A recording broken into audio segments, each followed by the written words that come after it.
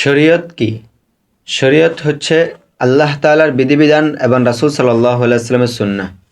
প্রত্যেক মুসলমানের জীবনে এটা আবশ্যক।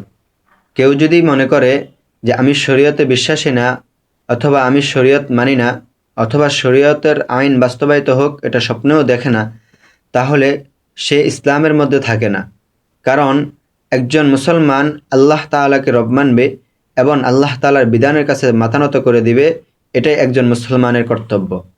রাসূল সাল্লাল্লাহু আলাইহি সাল্লাম বলেন, মান রগিবা আন সুন্নতি ফালাইসা মিন্নি, যে আমার সুন্নতের বিরোধিতা করে সে আমার দলভুক্ত নয়।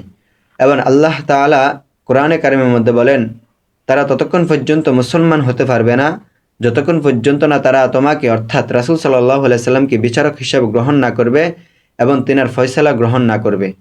তাই এই আলোচনা থেকে এটাই স্পষ্ট হয় যে যে শরীয়তের বিরোধিতা করে সে যতই মুসলমান দাবি করুক, প্রকৃতপক্ষে সে মুসলমান না। তাই আসুন আমরা শরীয়তকে আঁকড়ে ধরি, আমাদের জীবনকে সফল করি এবং আমরা প্রকৃত ইমানদার ও মুসলমান হই।